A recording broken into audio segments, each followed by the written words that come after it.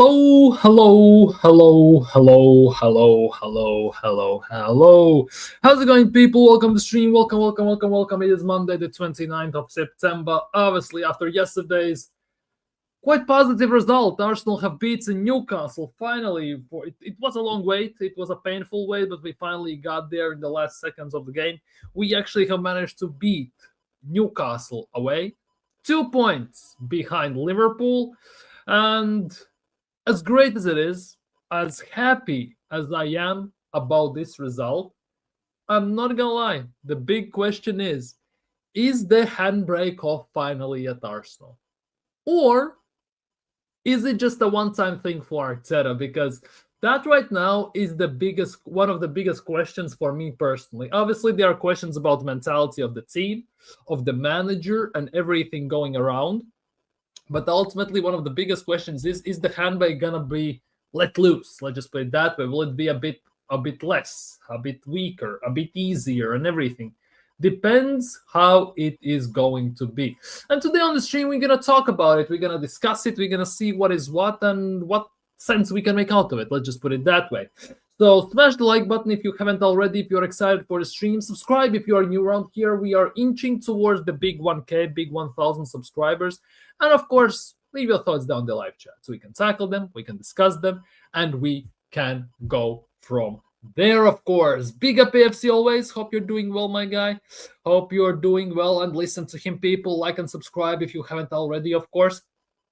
Big up. Have you heard the latest from Arteta? He plans to invite the team of fire pilots to Arsenal in order to improve how he speaks to the players. Yes. I read about that just before I went live. I read that in the group chat. It was posted from Instagram. And again, another thing that's gonna be nuts. I think the opposing fans are gonna run with it. They will have a field day with this. It's gonna be another one of those we potentially might not live down. Let's just put it that way, just like it was with the speakers, with the dog, with the lemons, with the pickpockets, and all this stuff. This might be another monument in the museum that is, well, Mikel Arteta's funniest homemade videos. Let's just put it that way. This could be one of those. This definitely could be one of those. Let's just put it that way. Let's seriously just put it that way. Big up Mubarak. Well, Arsenal's scrambled indicate to be the champion. Yeah, to some extent, yeah, mentality showed that. But I'm not gonna lie, for me, it's a bit weird one. It definitely is a weird one. It's a different one. I look at it as obviously as a good sign because we managed to do it. At the same time, I cannot help but to say that we got very lucky because as soon as we made it 1-1, Arteta subbed on a left back, by the way, Miles Lewis-Skelly. Well, technically, he's a left back, so we're going to count him like that. Mostly because up until we scored the first goal, we were actually playing with three at the back because Calafiori came off, Merino came on for him, Odegaard came on, and everything. More defensive players came off, more attacking players came on. So credit for Arteta for that, where credit is due, obviously. At the same time, as soon as we scored a goal, he subbed on a left back, which again indicates that he went back to four at the back. And it really gave me that feeling that we, again, are just going for a draw. At the end of the day, we might just be going for a draw and just going to see what is what and see what sticks. Let's just put it that way. And obviously, at the time I saw Skelly coming on, I also put out a tweet that basically said that with Skelly coming on, Arsenal are going to play for a draw. If they're lucky, they're going to get a corner, and maybe they can nick something out of it. That basically was the gamble. And to be honest, it happened to a T. This is one of those situations that, well, I'm not gonna lie, I'm happy about, but I'm also very worried about. Let's just put it that way. Very happy, but very worried at the same time. Big up Nems.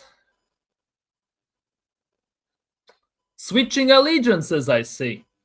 You are switching allegiances, I see, because somehow you have gone from Nems Arsenal FC to Nems Liverpool FC. No idea what, sure, what and what, but hey, I'm not gonna get into that. Big up AJ. Hope you're doing well today, my bro. Big up people. Like and subscribe if you haven't already. Big up PW. Hope you're doing well today, my guy.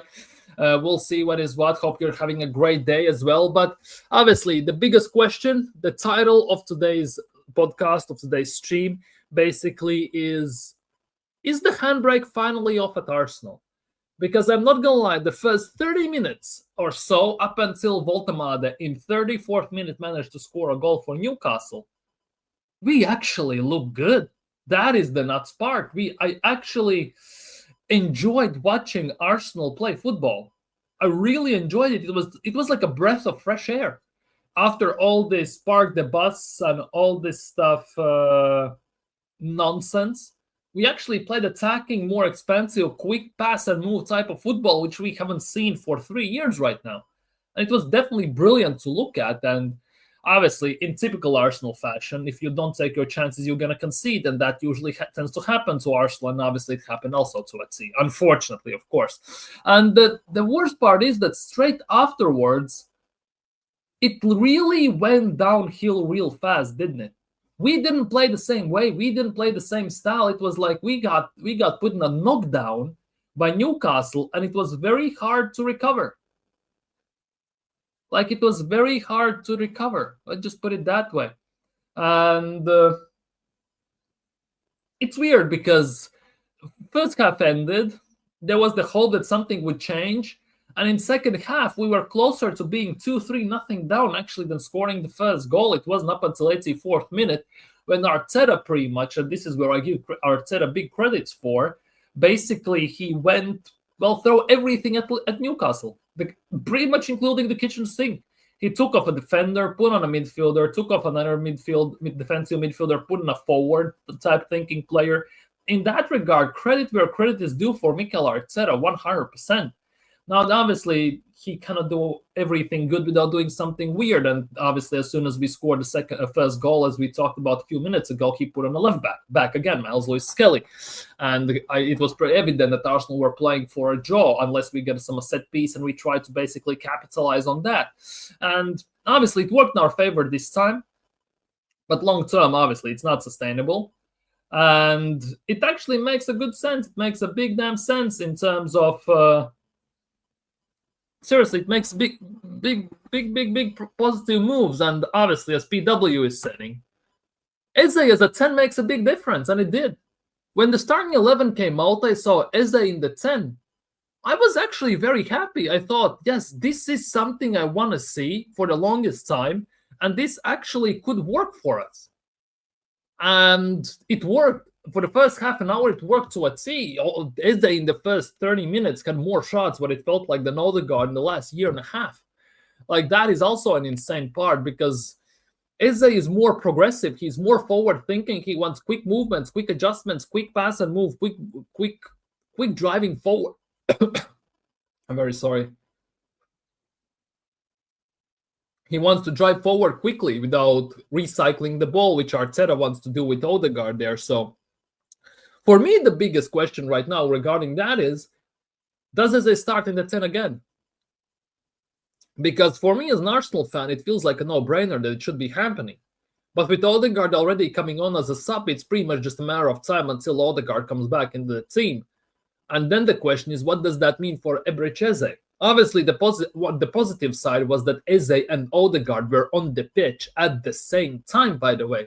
It wasn't like it was he took off Eze, put on Odegaard. They were both on at the same time, of course. But if Odegaard comes back, Arteta is not dropping him. Let's be real. He's going to be in the 10. So where does that leave Eze?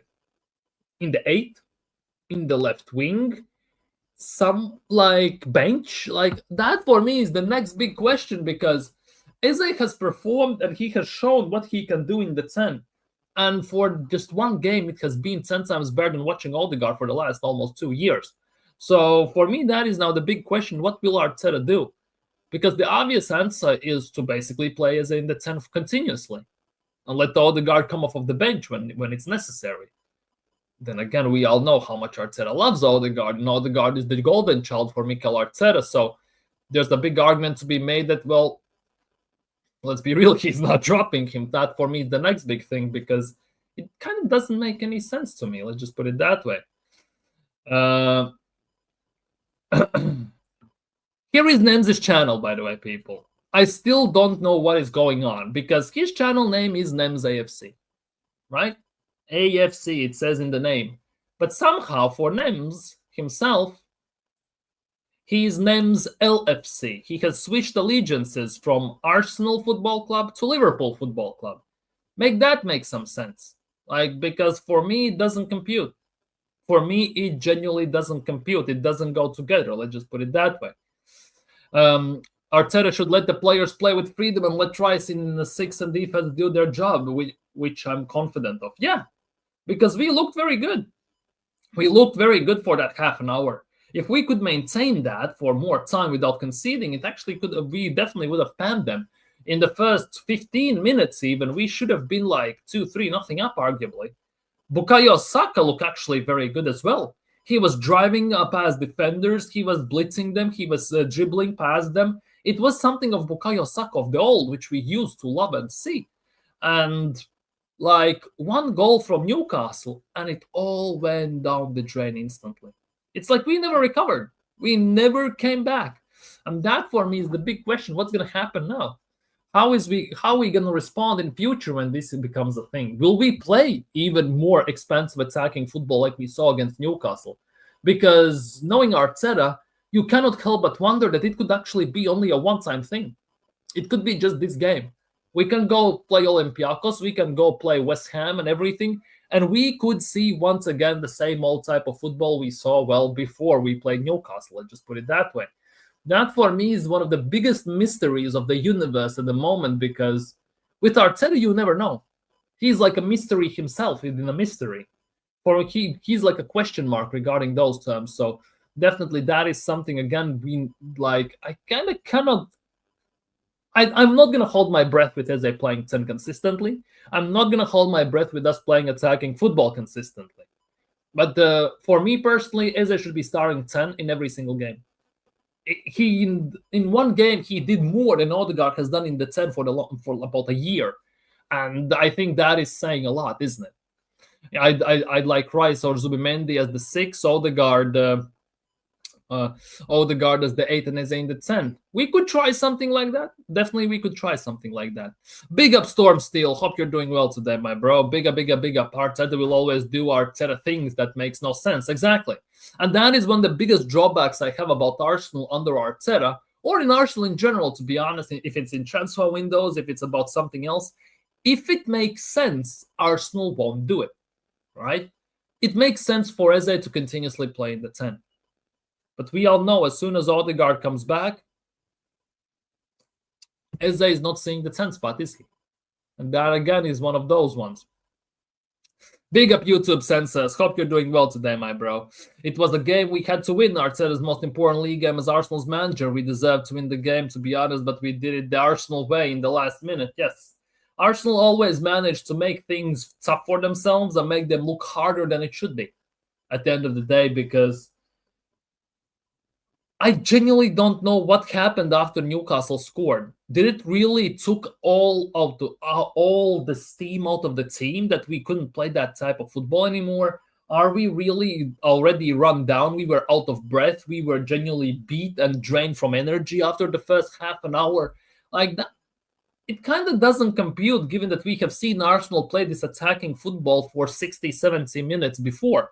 And right now we cannot do it. Like, it's a weird one. It's definitely a weird situation because we as Arsenal fans, well, at least I would assume everyone in the chat as well, have been saying and screaming and yelling and basically being advocating for the fact that Arsenal should be playing attacking football. I've been one of the strongest people to suggest that this team is made for attacking and this team should be attacking. And the first half an hour yesterday proved it to the maximum extent. And obviously, Arteta has different ideas. So what's going to happen in the future? Obviously, time only will tell. But for now, yeah, it's definitely a bit of a weird one. Definitely a bit of a brain scratcher. Let's just put it that way. Big up Alex Robinson. Big up. I think we should set up without the natural number 10. Yes, definitely. There's an argument to be made for that. Play Eze as a secondary striker or something like that, as a false 9 or something. Eze in that role definitely would be quite amazing. He used to play very similarly for Crystal Palace as well, and it worked to a T. So why not try this as well at Arsenal? That for me is the other one. Odegaard and Eze switching up. We'll see, because for me now the biggest worry, no matter how I look at it, is that once Odegaard is fully fit, what's going to happen with Eze. Because Eze in one game has proven that he can do more in that 10 spot than Odegaard can do overall. Let's be real, in the recent times at least. And Eze has made a very strong case for him to be starting pretty much every single game, at least for now, in that 10 spot. And there are no also questions about Eze's quality. We have seen what he has done at Crystal Palace. And I think for Arsenal, that definitely would be just an improvement to start him over Odegaard. But Arteta cannot afford to drop Odegaard. That is the nuts part. That is the contradiction in all of this for Mikel Arteta. And I think for Arteta, as much as he tends to push this narrative that we all are a family, we are united, we are as one and everything, we need to stop with this favoritism and buddy ball. We need to play players that are playing to their best of their abilities in specific positions. We need to play players that are in actually good form. And it's very evident that Eze is the one. Definitely, Eze is the one. Big up, Sheldon. Big up. Is this how it's going to be till Arteta is gone? Maybe, maybe not. Who knows? Because if Arteta decides to play like this, it could backfire, because it nearly did already. If we keep it like that, it actually could do us more favors than harm. So time only will tell. Time only will tell. But one thing I will definitely say that after yesterday's win, Arsenal need to go at least on a 5-6 game winning streak starting from now on, at least in Premier League minimum. And then we can reassess and go from there. We need to pick up form. We haven't seen Arsenal win 5 games in a row for 2 years now. For 2 years in a row, we haven't seen Arsenal. I'm counting this season and last season, right? I'm not counting the last when we finished 16-1-1 in the second part of the season. I'm counting this now for a year and a half, right? We haven't seen Arsenal to win 5 games in a row. So we need that. Even 3 or 4 games we haven't won in a row. We need that. We definitely need that to boost the confidence and everything. Big up Fusion is not jazz. Hope you're doing well today, my bro. Hope you're doing well. Odegaard and Havertz have long been the weakness in the team. Arteta changed his system to suit them. Now the system is evolving because they are not available to play. Yeah, exactly. And if the system is evolving, the next question we need to ask is, will Arteta evolve with it? Will Arteta allow to be subject to change, subject to improvements, subject to different perspectives? Because so far, in all these 6.5 years Arteta has been here, no matter how you want to spin it, it has been Arteta way or the highway. It's his way or no way at all. And now that we have seen that with the Havertz and Odegaard being out, that we can actually play some decent football, at least in yesterday's game. Obviously, we are going off one game hype. Let's be real. We cannot also ignore that. But the first half an hour was most exciting football since 22-23 season, arguably. So definitely there is something to it. And is it a one-time thing, or will Arteta actually allow it to evolve and allow himself to change, and actually will let them change himself? That is the biggest question, because if Arteta will not allow himself to change, he is not going to allow the system to evolve, nothing is going to happen. Nothing is going to happen. We'll be again set up in a prime position for disaster. Anyone figure out what team names? No idea. No idea. I think he is just fishing for something. I have no idea for what. But he has gone from Arsenal to Liverpool, and go figure. Genuinely, go figure.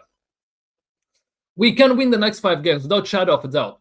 Without shadow of a doubt, we can win the next 5 games, because Arsenal's schedule for the next few games is actually very, I don't want to say very favorable, because there are teams we struggle against big time, but definitely it is not impossible.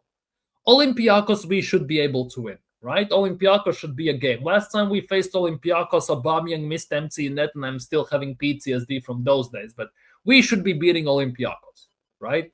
West Ham at home. 2 years in a row, we have lost to West Ham at home. Yes, West Ham are not in a good state at the moment. However, they have a new manager, Nuno Espirito Santo. They will have a new manager bounce. Let's not forget that. So definitely there might be something extra behind that game. Fulham away, right, at Craven Cottage, Arsenal's B team. And we have seen that Fulham under Marco Silva is a very formidable opponent for any of the teams they face, especially at home. And Fulham also have been one of the bogey teams for Arsenal over the last few years. And again, that again is a bit of a question mark, definitely a bit of a question mark. And let's look at the dates as well, people. We play Fulham straight after international break. And after international break, one of the teams that have many players going international duty tend to come back a bit lackadaisical, out of shape, maybe out of focus, a tiny bit exhausted, God forbid injured and everything. So definitely that's gonna be rough. And obviously after that we have Atletico Madrid, which is gonna be a hell game genuinely. Crystal Palace at home. Crystal Palace are gonna be unstoppable. Crystal Palace so far haven't lost a game in the last 18 games. Definitely, obviously, they still have two Premier League games before that, and then also Europe Conference League games. But again, Crystal Palace are in a very good form under Glasner, and it's gonna be a tough one. Brighton in Carabao Cup. Brighton so far have been blitzing teams left, right, and center in the Carabao Cup, beating 6-0, 6-0. Arsenal are barely scraping past Port Vale. Let's be real. Obviously, then we have Burnley away. It's going to be a rough one. They're going to park the bus. And we haven't seen also properly can Arsenal beat park the bus. Then we have a bit of a rough one, to be honest. Prague away in Czech Republic. Then we have Sunderland away. And Sunderland, again, are in a very good form. They are currently top three, fourth in the league, if I'm not mistaken. Then we have another international break. And then the big things happen. We play Spurs at home. Then we have Bayern at home, and then we have Chelsea away. So overall, the schedule is it is a rough one, definitely a rough one. We have very tricky games straight after and before international break, which also will set the scene for how Arsenal could be looking before and afterwards. And no matter how you look at it, as also Alex is saying, the next 5 games are winnable. We can definitely win all those 5 games. The thing is, though, will we win those 5 games? And unfortunately, that is a completely different story based on last year and based on, in general, how we fare against these teams we are facing. And only time will tell. Only time will tell in these situations. Let's be real. Big up, SSB. Big up. Hope you're doing well today, my bro. Arteta will revert back to type once Havertz and Odegaard available once again. He will force them into the team, even though they are just not good enough because they are Arteta angels. And that is the biggest worry. That is the biggest worry, let's be real. That for me is the biggest worry. Because we have seen that the team can live and be very good without Havertz. The team is very good without Odegaard as well, especially when we speak about Eze in the 10 in the last game. So definitely there is very strong arguments to be made regarding the fact that Odegaard should not be starting, and Havertz as well, because there is a very big temptation for Arteta most likely to drop Gyökeres, maybe, because Gyökeres has 3 goals in 6 games. Obviously, that is subject to not having proper support from the team and everything, in terms that Arteta hasn't figured out how to use him since he has never had a proper number 9. But he has scored 3 goals, 2 against Leeds, 1 against Nottingham Forest. Rest of the games, he has been pretty much anonymous. Yes, yesterday he was more visible, but you could see that his passing and ball distribution needs a lot of work, because it was very lacking. Let's just put it that way. But he had very big chances to create something, and the Gyökeres with just a hospital pass absolutely ruins it. Let's just say it as it is. So definitely, with Gyökeres not scoring goals, there is definitely being a very strong argument to be made that Havertz is at some point going to start, just to give the rest, just to maybe try something else. Let's just put it that way. Big up Terry Tibbs. Hope you're doing well, my guy. Anyone else think Arteta only put Eze in the 10 due to all the pressure from top Gunners even criticizing him, and next week after that win he'll revert back to his type? I have a feeling about that, because it's very similar what happened with Ethan Nwaneri. Remember last season, Odegaard got injured. Everyone said Nwaneri should be playing, and he didn't play. He played Merino there, Zinchenko, Havertz, Trossard. He played everyone besides Nwaneri in the 10. Then Saka got injured. And once again, Arteta played Havertz, Martinelli, Trossard on that right wing. Then there was a massive uproar in the fan base with the fact that Nwaneri still is not getting any kick of the pitch, not getting any game time, even with Saka out. and the next game when Yeri was playing instantly.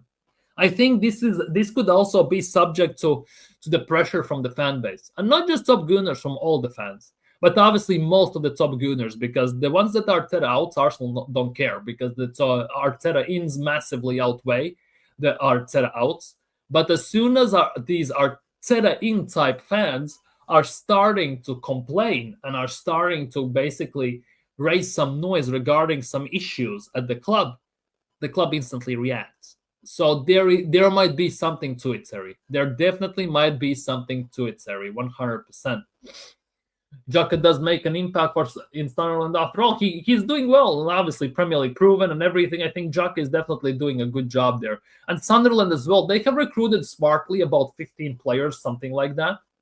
And they have made them to look like a team. They're playing like a team. They're getting decent results. And it's a bit of a shock, I'm not going to lie. Obviously, we're only 6 games in, but the fact that they are 4th in the league at the moment definitely is a massive, massive statement in terms of how they have done their recruitment and how good of a manager, to be honest, to a certain extent, their manager is. I just say that let's not beat around the bush here. 1-0 to Everton. Yes, Everton at the moment are beating West Ham 1-0. Everton are beating West Ham 1-0. This is the first game for Nuno Espirito Santo under West Ham. So it will be very interesting to see what's going to happen. Will there be a new manager bounce, or what's going to happen there? Definitely. It's going to be a very, very interesting one to see overall what develops in those in that realm. Let's just put it that way. Big up Matt, big up Liverpool fan. I mean, it's up to you. See you on Shane Gunner's channel. Big up. Thank you. Shane is a legend. If you haven't already, people, which I really doubt, but if you haven't, go subscribe to Shane Gunner. Proper Arsenal fan says it as it is, calls bullshit out to the maximum extent every morning. 10:30 a.m. streams in the full Irish, definitely. Go subscribe to him, show him some love. Has elite panel shows with the Bruce Banana, the old school shows with Jez, with DJB, and other people. So definitely go show him some love, people. Rice is better as a 6. Yeah, that's good. That's without shadow of a doubt. Without shadow of a doubt, Rice is better as a 6. We are playing Rice in an 8 and asking him do things he is not equipped for, in my opinion. Because Rice, as good as he is, he cannot do certain parts of the game. He doesn't have the best technical ability. He doesn't have the best balance and agility to dribble between defenders, the ball passing ability. He can do long diagonals and everything very good. He can deliver across very good. But in quick pass and movement action, he definitely is not it. And Declan Rice started his career as a center back. Let's not forget that as well. Then he requalified to be a number 6, of course. And now Arteta is trying to make him in an 8. But for me, still, Declan Rice is a 6. I would actually make a very strong argument that Declan Rice as a 6 and Zubimendi as an 8 actually could do a better job. But unfortunately, Zubimendi doesn't have the lung capacity, let's just put it that way, to play the 8 in Arteta's system, unfortunately. And that is definitely, to some extent, holding back our midfield away as well. What is up with the rest of the team not supplying the ball to Gyökeres? I have no idea. Might be Arteta, might be just the system, might be style. I have no clue. Because we crossed the ball to him as well, and we crossed the ball in 9 times out of 10 in very disadvantageous positions, situations as well. When he gets the ball, he sometimes needs to take a few touches, and then it's too late and everything. We are not setting up properly when he has to take one touch bang. He has scored a penalty, he has scored a header, and he has scored one play where he is attacking from the left side, which is his favorite style to attack from the left, cutting in, taking on opponents with pace and speed and abilities, and he was just going through like steam locomotive, 100%. He was going through like steam locomotive, so I definitely believe in those terms. I think we are definitely not using Gyökeres the maximum full potential as we should have. And Gyökeres said the same thing, by the way, when he received the Gerd Müller Award in the Ballon d'Or ceremony for the best striker in the world, or however it was said. He said the same thing. For him to be the best, and the reason why he has gotten this trophy is because he was surrounded by the players who play to his strengths, by the manager who realizes his strengths and utilizes them to maximum extent. And unfortunately, in Arteta's system, none of those two statements come true. Not even one. Not even one. Xhaka is a good leader, 100%.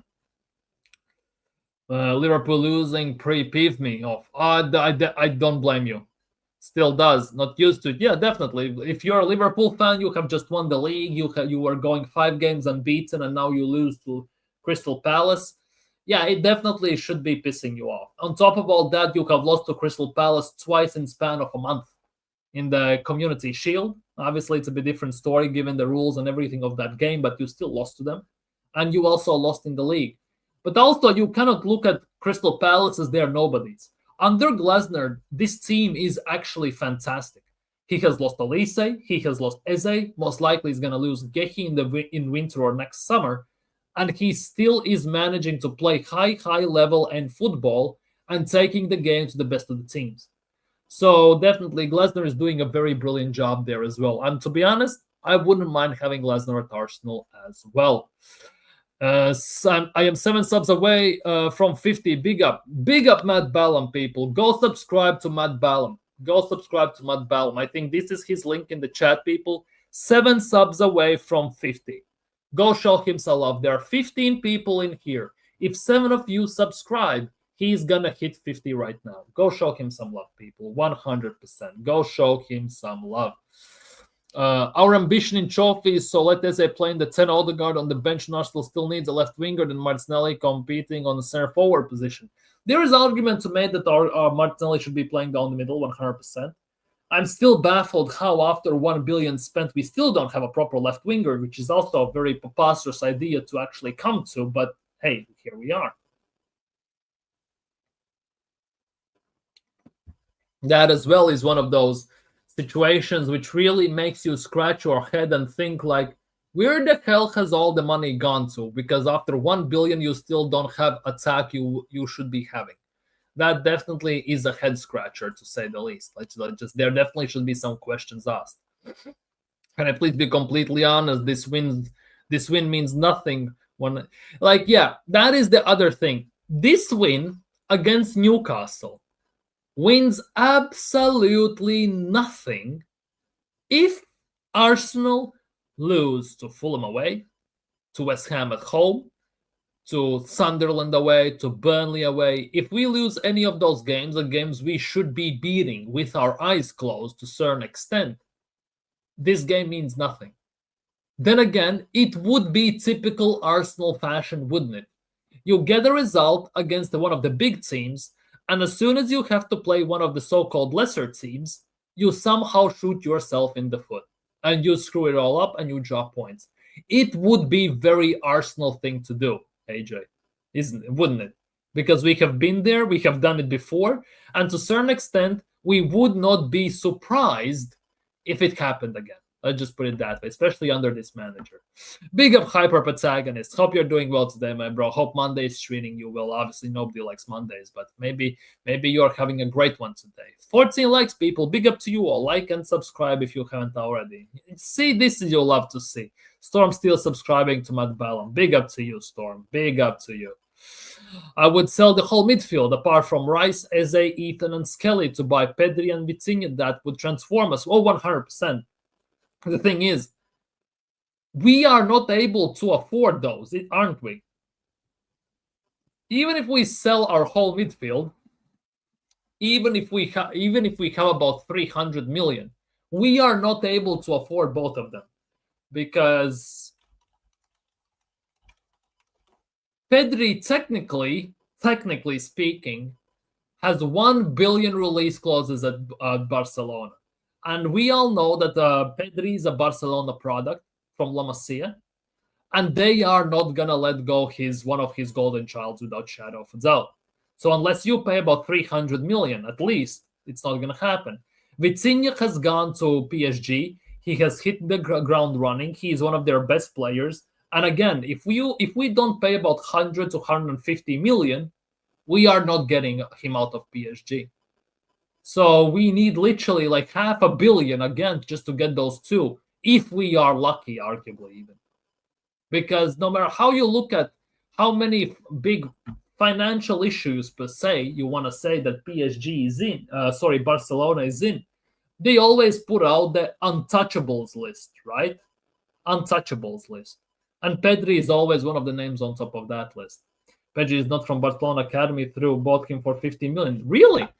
Why do I think that he? Am I mixing him up from with Gavi? That Gavi might be from La Masia. I think one of them is from La Masia. Oh yeah, they bought him from Las Palmas. Right. From Las Palmas. In 1920 season, they bought him from Las Palmas. Right. That's on me. I might be mixing him up with Gavi. Yeah, Gavi was from La Masia, technically. He was bought as a youth player for 10 grand from Real Betis Youth Academy, and then he grew up with through La Masia. Yeah, mixing him up with Gavi. Yeah. I'm mixing him up with Gavi. That's my bad. Yeah, Gavi is the one who came through Academy. Yeah, that's on me. My bad. Really my fault on that one. We have no excuses this year due to squad strength. Yeah, we have no excuses on anything. After $1 billion spent, everything being provided on Arteta on silver platter, literally. On like there are no excuses whatsoever. I don't want to hear no injury excuses. No ref excuses, because the ref excuses are already happening. Injury excuses already are flying around. There literally are zero excuses not to win this season at the end of the day. Obviously, we said the same thing last year, and still top Gunners find excuses to basically scapegoat the manager out of every situation. They scapegoated it. They put it on Edu, on injuries, on PGMOL, on all this stuff. This season, this won't fly. This season, everything comes down to cold, hard facts. Billion spent, squad depth, injuries don't matter. PGMOL doesn't matter. You win or you get out at the end of the day. Because PGMOL, actually, which is the nuts part, nobody complains about PGMOL when they make a wrong decision in favor of the team. As soon as it goes against them, everyone complains. But I am tired of have you noticed that I don't complain too much about the refs? Yes, yesterday's one was a 50-50, but I don't complain about the referees pretty much at all. Because in Premier League, the refs are shit. We all know that. They try to make the game about themselves. We all know that. They are inconsistent as their weather. We all know that. And there's never going to be consistency within the refs unless they bring in separate professionals from Europe's best leagues and Europe's best referees who basically ref the Champions League, World Cup, Euros, and all these places. So at the end of the day, there will never be anything in those terms. Refs are shit for everyone. Again, towards some, it feels like they are worse than the others. I'm not gonna lie. I'm gonna put my hands up regarding that. But ultimately, at the end of the day, they are bad for everyone. Everyone gets calls going their way. For example, we got a corner last year against Spurs, which was a goal kick, and we scored from that. Odegaard was playing basketball at Anfield with the hand on the ball and doing the Booker T spinneroonie, and it didn't get called as a handball and everything. Then Arsenal get some random penalties called against them and for them. It happens in every single game. Ultimately, with referees, with PGMOL, one of the biggest things is, and I was on Views' stream today, and I put it out basically as a statement like this. You can have copy-paste tackle scenario in 3 games back-to-back, and there's a big possibility that you're gonna get 3 different outcomes, refereeing decisions in all of those situations, because it depends on the referee. It depends on the one who's controlling VAR. It makes the human factor a very big issue here, because technically you could call a penalty there, but by the letter of the law, there is 1 point, there is 1 billionth under point under the main point, which basically gives it a gray area where you can also not give a penalty or a foul or a red or a yellow or anything. And that's going to be it. That's the end of discussion. There will be always these situations. Hence why There is no reason to complain about the refs. And to be honest, if we are such a great team, such a good team, such a massive team that is scintillating, dangerous, scary, and all this stuff, we should be able to do the job despite the referees. We should not be relying on the refs to give us favorable calls. We should not be relying to the refs to bail us out. And we should not be complaining. We should be winning games despite these refereeing decisions at the end of the day. I'm saying this now. If he dares throw Brighton in the bin, sack him in the dressing room. Yeah, sack him in the tunnel and whatsoever. Send him back to Spain instantly. 100%. We need to really talk about Saka. Hendon Gunnar said it best that he will never be fully fit again. There is a possibility of that. There is definitely a possibility that Bukayo Saka could become Michael Owen type of scenario for Arsenal. There is a possibility of that because he got a massive injury. He got rushed back, which resulted in another injury. And now that he was recovering, Madueke gets injured and he gets rushed back once again. And yes, in the first half an hour yesterday, he looked phenomenal, to be honest. He was dribbling, slalom dribbling, taking on defenders, just left, right. Nobody was keeping up with him without shadow of a doubt. After that, he just disappeared. And there's definitely something to be said about that. And time will tell, but given the fact that he has been rushed back, I strongly believe he is more subject to injuries once more for a longer extent at certain stage of this season. It will happen. It's just the question is when and how massively, how badly it's gonna impact the team long term. I think that is the biggest thing for me.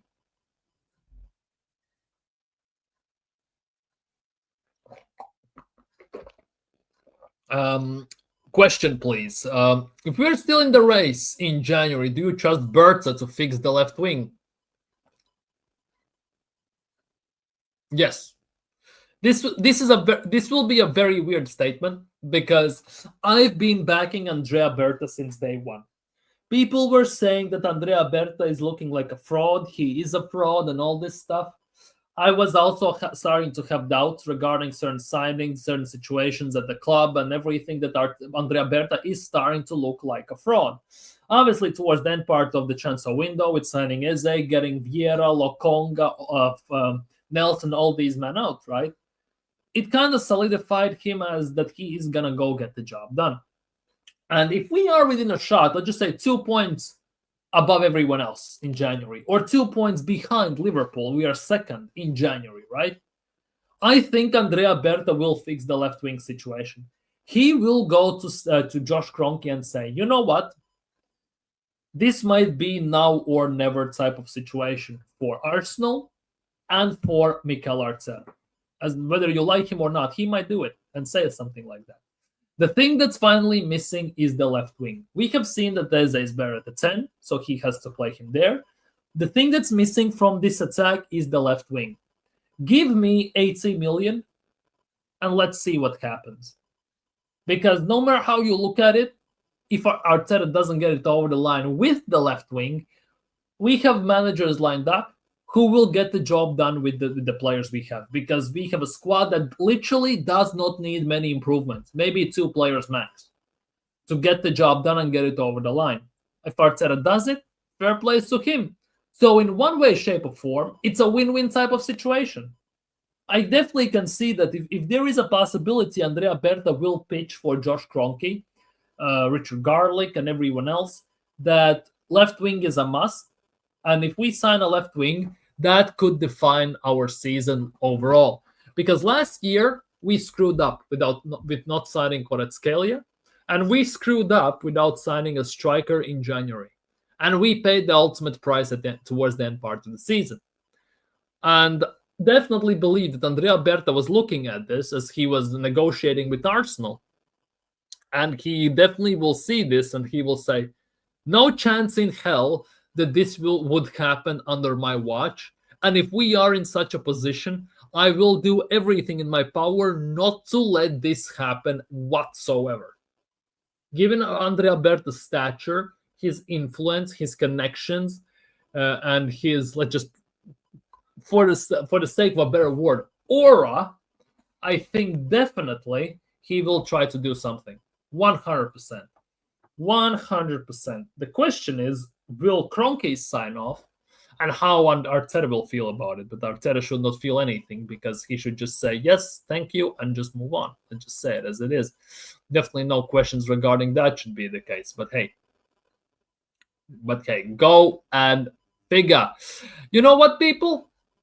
Let's do a quick run through Mikel Arteta's press conference after the Newcastle game. Let's see what Mikel Arteta has said after the Newcastle game, and how he feels about Arsenal and everything, how he felt about the game. Because obviously, one thing is what we see, other thing is what Mickey Ross sees. So, people, prepare yourselves. It is Waffle House settings with Mickey Ross as the chef cook. Let's see what the guy had to say.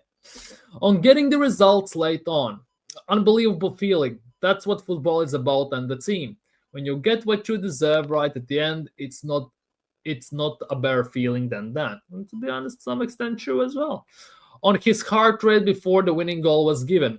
I had seen the action very clear and fast, so I thought the referee wasn't going to intervene, but I don't know because obviously we had an example of what happens in the first half of the penalty, in the second half as well. Let's not forget that Gabriel could have basically given away a penalty. Regardless of that, I'm so proud of the team, the way we played, the way we competed, the way we understood the game, how we reacted to a very difficult situation, and decisions that still found a way to win the game with the players coming from the bench. Yeah, cannot disagree with that, to be honest. The only thing I disagree is with him subbing on a left back after we just made it 1-1. I'm pretty much saying that he's going to play for a draw. That is the one thing I'm going to disagree with him on. Otherwise, we're Gucci. On how good last-minute winners feel mentally. We discussed to go to the next level, first of all, you have to learn from the past, and certainly we take some lessons and very different and sore moments on this ground. Today was an opportunity that the game brings you again a really important week in the Premier League after all the tough places that we've already been very early in the season, to show who we are, who do we want to be, our ambition, and the way we want to play. I think the team has done that today in a remarkable way. On the Gyökeres penalty decision, I watched it live and then I watched it on the screen, and for me it was a penalty. We were instructed very clear again this season that unless it's a clear and obvious error, the VAR is not going to intervene. It's not. So that's my opinion. Thank God we found a way to win the game. The team is still emotionally very calm and very composed, and that's a lesson that we took as well a few years ago. On closing the gap to league leaders, I believe the conviction and from the team that we can play in the various types of games, and the team still can deliver within a convincing way. For me today, it's one of the most difficult grounds. Again, praise to Newcastle, the way they play, compete, how difficult it is to play in the place, but the team really took the game to a different level, and I'm very proud to see that. On substitutes making the difference. We certainly did that in what with a few adjustments and substitutions as well for different reasons. Now, what happened to the finishers? I thought Mikel Arteta calls the substitutions finishers. That's a weird one. So what happened with that, man? The ones that are coming in, they really came in fully focused. My duty is to win the game for the team and all in an incredible manner. Martinelli comes in and it shows from the beginning his threat. Saliba comes in 45 minutes and I think it was outstanding. Again, Odegaard comes in after a long period, delivers 2 goals. Odegaard comes in after a long period and delivers 2 goals that are goals. Mikel Merino comes in, which is a massive threat in the box and delivers a winning moment, so credit to all of them. On whether there was more pressure on us today given the results, there are moments in the season that obviously with the start that we had already and the difficult fixtures that we had today, we had the opportunity to close the gap and do it in a stadium that has a very recent difficult past for us. I think it shows how much the team wants it. Yeah, I'm potentially silencing any critics. I don't know. I think the way we played against Manchester City and Newcastle, 2 of the teams that were outstanding, that's my view on it. Very clear. Well, whatever floats your boat, I guess, in those terms. Whatever floats your boat. Personally, I would just drop the Rodrigo money January 1st because that would transform in our second half of the season. 100%. If we sign a world-class level left winger, it would definitely change everything in this team. 100%. I always feel like I have a headache after reading or listening to Arteta waffle on and on about how clever he is and how his tactics are the only way to win. These questions are weird as well, yeah, because as weird as it sounds, but I would say about 8 out of 10 times is the same questions just rephrased, and 9 out of 10 times it's the same answers, just rephrased, just by using some different words with words that basically have the same meaning. So basically, it feels like he says something new, but ultimately he says nothing. He says the same thing he has said before without saying much, and that's one of the biggest things. That is one of the biggest things. Agreed, Berta needs to do Berta. Yeah, 100%.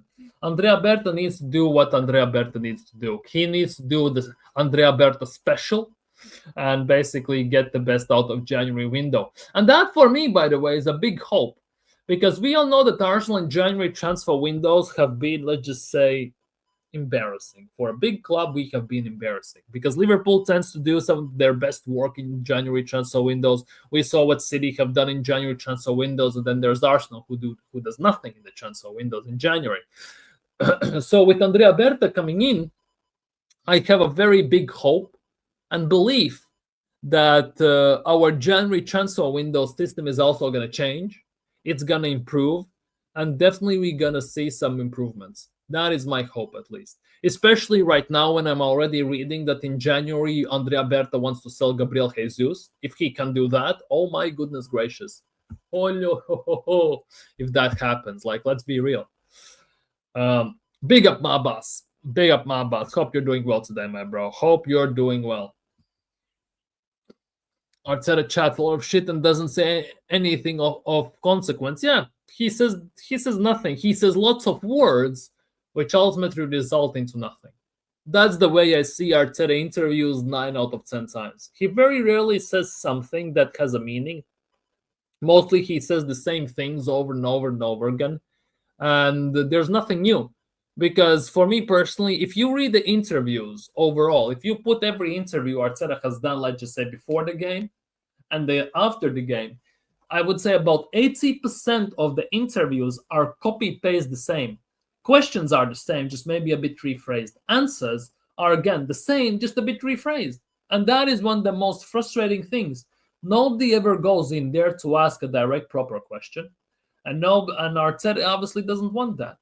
The questions get filtered, so he knows that what to answer before. And most of the time, it involves the same, let's just say, 5-6 key phrases, like small margins, evolve, sometimes XG. It depends on the interview. It's always the same. That's how nuts it is. Like, how can someone handle pre-prepped softball questions this badly? Like, there's your answer. Super duper Mick. He knows exactly what we need, and he knows exactly what top gooners want to hear. Let's just put it that way. He knows exactly what a certain part of Arsenal's fan base want to hear, to cater what they want to hear, just so basically they support him and back him to the maximum extent. And it works. And it works to the maximum extent. Like, it's a cult. Let's just say it as it is. It is a cult, whether you like it or not. Like, that is the thing. That is the thing.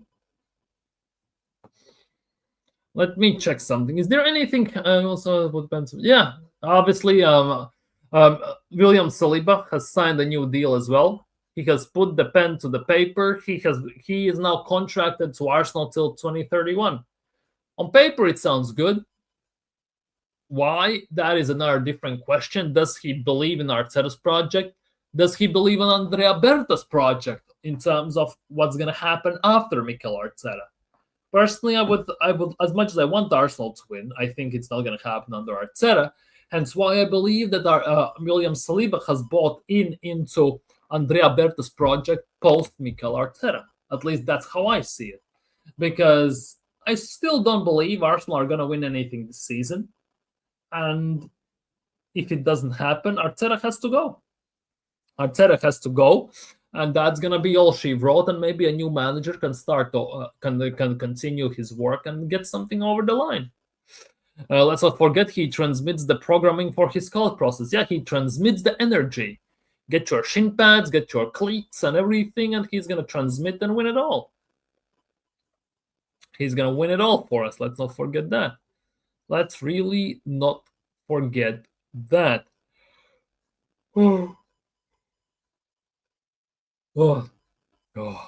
kind of beat already. But yeah, it's actually kind of nuts. Sorry, I'm just looking at some certain things. I'm looking at some certain things on socials.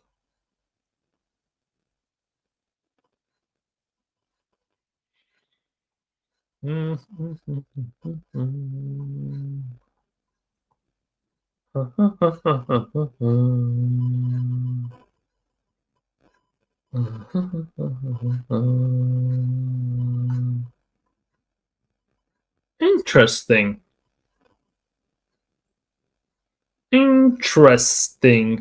I'm just looking at the football.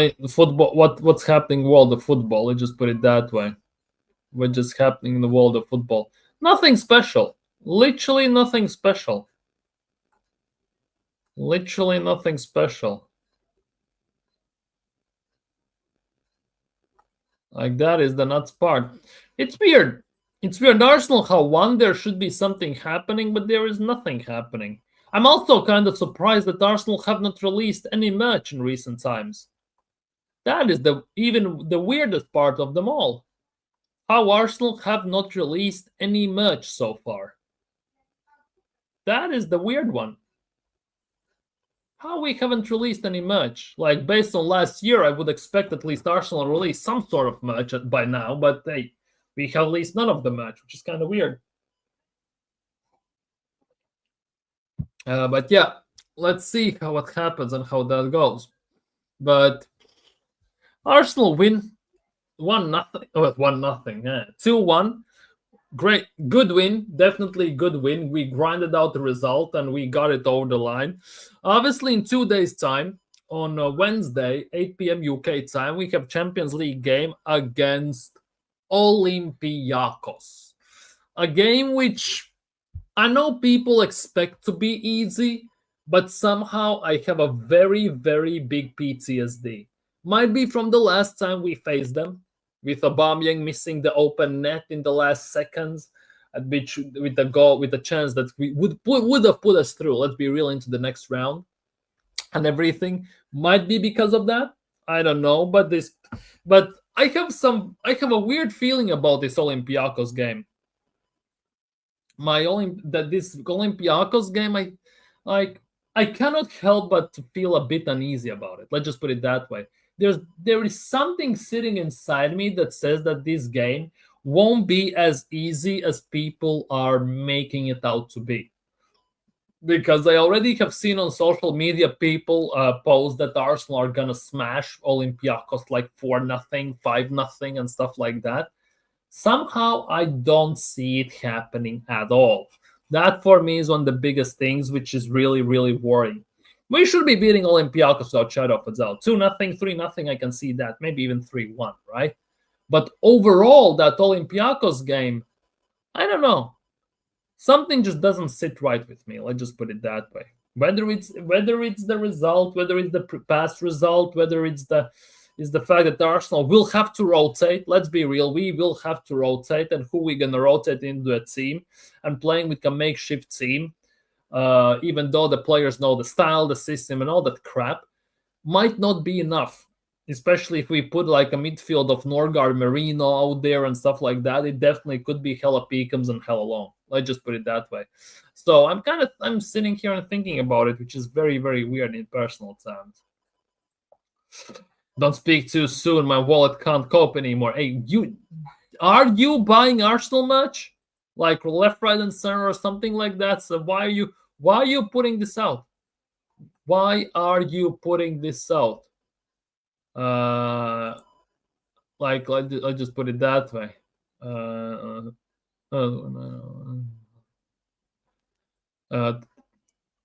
Where is it? Where is it? Where is that? I just saw something. Come on, load. Come on, load. Something is not loading. I hate it when I want to pull something up and it's not loading. I'm very sorry about that, people. I'm very, very sorry about that, people. But we can do it this way. But yeah, this is something I'm seeing right now, which I'm not too sure how I feel about this. I'm not too sure how I feel about this statement over Ethan about Ethan Van Gehry. Everything I heard towards the end of the last season suggests that Arsenal felt that Ethan Van Gehry hit a bit of a wall in his wide development and performance. They felt defenders were wise to what he was trying to do, and he'd be better served by being central. Which, to be honest, stands to a point. It definitely stands to a point that he is a central player. By default, when he was in the youth team and growing up, he was a number 10. He wasn't even a right winger. Arteta made him into a right winger, which obviously slowed him down. Let's just say it as it is. It slowed him down. But the fact that we still didn't play him centrally, and despite the fact that he got figured out and he hit a bit of a wall, as they say, he still was one of the best attacking performers in the team, performance-wise, at times GA-wise, and everything in the team. Still doesn't make some sort of a sense to me. I'm not so sure what is happening here. And same is happening also with Miles Lewis Skelly. Because if you put this regarding Miles Lewis Skelly, just replace the name Ethan Van Gehry with Miles Lewis Skelly, it's pretty much the same thing, isn't it? Because if you replace it, it says everything I heard towards the end of the last season suggested that Arsenal felt that Miles Lewis Skelly hit a bit of a wall in his wide development and performance. They felt attackers were wise to what he was trying to do while defending, and he'd be better served being more central. It's pretty much the same thing, isn't it? It's pretty much the damn same thing, if we are looking at it this way. Like, that for me is the other thing. Just kidding, mate. Every time I hear the merch, my wallet groans. We are the PR merch of C. Yes, unfortunately, that's true. If I had to buy all the merch they release, I need to be a politician to be able to afford it. Like, if you want to buy everything they release, it might not actually be enough. It might not actually be enough, to be honest. Let's just put it that way. Depends what type of politician, how much you're making, of course. But then just a regular random politician still would not be enough, ironically enough. 100 pounds a kit, right? You have home kit, away kit, the third kit, the fourth kit. Then you have the generational kits, about 7 of them, which is already over $1,000 alone. Then you have the China, the banana stuff and everything, the retro, the baseball, the Adidas, the everything. You literally, it's all over the place. It literally is all over the place. You literally have to be a billionaire, what it feels like, to afford anything that Arsenal put out, like to even try to afford it on semi-consistent basis. Let's just put it that way. And just put it that way. It also could be regarding that, but yeah, it is actually kind of nuts if you think about it. It definitely is kind of nuts. But yeah, but you know, people, it's 9 p.m. UK time. I think I'm going to end the stream here. Tomorrow, of course, Olympiacos preview. We're definitely going to look into that one. We're going to talk about it. I will try to get someone on the show as well for tomorrow. Let's see if that happens or not, but I'm definitely going to put a word out. Let's see if anyone has some time to come on and talk about the Olympiacos game and everything, how they felt about the Newcastle game, and how they envision Arsenal going forward in this Olympiacos game and other games in Premier League. So if you haven't already, do me a favor, smash the like button, subscribe if you are new around here. Hopefully this evening treats you well. Hopefully tomorrow treats you well too. Tomorrow, obviously, football is back in Champions League, so it will be very interesting to see how that goes. But for today, I'm going to be signing off. So take care, stay safe, have a nice evening, and hopefully going to see you very, very, very soon. Peace.